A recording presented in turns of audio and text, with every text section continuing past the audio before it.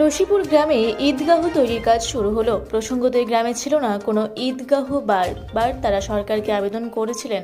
সে আবেদনে সাড়া দিয়ে রাজ্যের মাইনরিটি দপ্তর থেকে এই ঈদগাহ তৈরির জন্য প্রায় 22 লক্ষ টাকা অনুদান দেওয়া হয়, যার প্রথম কিস্তি 10 লক্ষ টাকা পাওয়া গেছে। সেই ঈদগাহ তৈরির কাজ শুরু হলো বুধবার।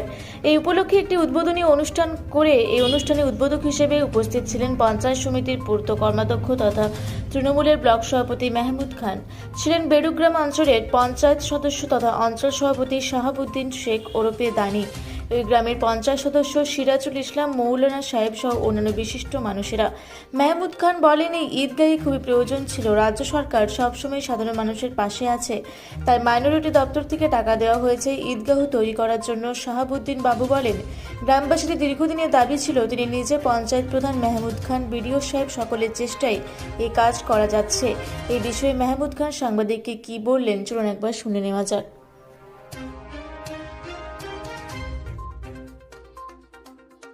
দাদা, মূলত আজকে কি করলেন?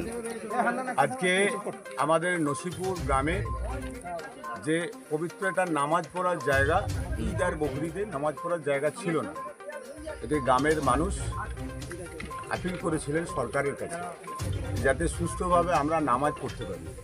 সেই জন্য আজকে ঈদগাহ করার জন্য প্রায় 22 লক্ষ টাকা অ্যালট করেছে মামাটি মানুষের সরকার। এই ক্ষেত্রে প্রথম ফেজে 10 লক্ষ টাকা দিয়েছে, বাদবাকি কাজ শুরু হতে হতে আরও সেই টাকা এসে যাবে। সেই ক্ষেত্রে আজকে এখানে এসেছিলাম যে গ্রামের মানুষের বক্তব্য, বহুত দিনের আমাদের আশা আকাঙ্ক্ষা ছিল আপনি আসুন, এখানে এসেছিলাম। তো প্রত্যেকের কাছে আমার অনুরোধ, যেহেতু মামাটি মানুষের সরকার আজকে চাইছে যাতে শান্তিপূর্ণভাবে বিভিন্ন মানুষ, ভারতবর্ষের গণতন্ত্র দেশ, বিভিন্ন মানুষের বিভিন্ন ধর্ম করতে পারে। সেই জন্যে মাননীয় মুখ্যমন্ত্রী মমতা বন্দ্যোপাধ্যায় চান যে যেমন ধর্ম ভারতবর্ষে করবে এবং বাংলায় যেরকম যত রকম ধর্ম আছে তাদের যত রকম হেল্প করা সেটা করে। এটা কতগুলো পাশাপাশি গ্রাম রয়েছে এই ঈদগাহে যারা নামাজ পড়তে আসবে?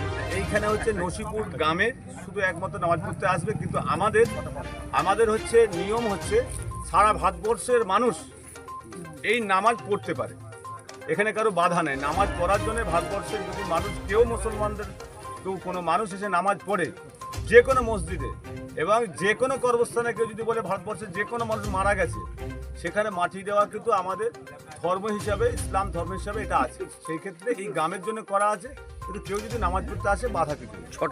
কটা পাড়া রয়েছে এখানে? এই গ্রামে 6-7টা পাড়া আছে এবং এখানে সকলে মিলে একসঙ্গে সংঘবদ্ধ হয়ে থাকে।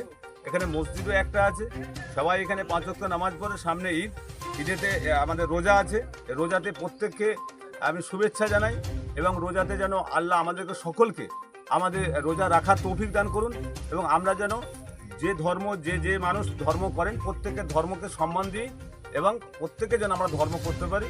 এটাই হচ্ছে ভারতবর্ষের গণতন্ত্রতে।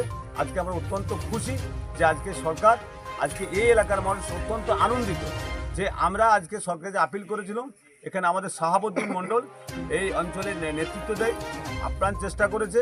এখানে আমাদের ইমানি সাহেব আছেন, ইমানি এখানে আমাদের বুথের আছে, প্রত্যেকে মিলে সহযোগিতায় খুব আজকে ভালো সুন্দর একটা জিনিস হচ্ছে। আমি এসে অত্যন্ত খুশি।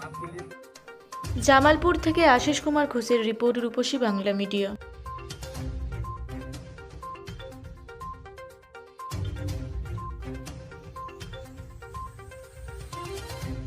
পুরুলিয়া শহরে এখন স্বল্প খরচে উন্নত ও অত্যাধুনিক চিকিৎসা পরিষেবা বর্দান হসপিটালে। এখানে general, laparoscopic, gynaecologist, paediatrician, anaesthetist, general physician, orthopaedic সহ বিভিন্ন রোগের অভিজ্ঞ ডাক্তারবাবুরা নিয়মিত রোগী দেখছেন। এছাড়াও 24 ঘন্টা বিনামূল্যে অ্যাম্বুলেন্স পরিষেবা রয়েছে, স্বাস্থ্যসাথীর সুবিধাও। যোগাযোগ করুন বর্দান হসপিটাল, রাঁচি রোড, সৈনিক স্কুলের নিকটে। মোবাইল নাম্বার 8918968624 এই নাম্বারে।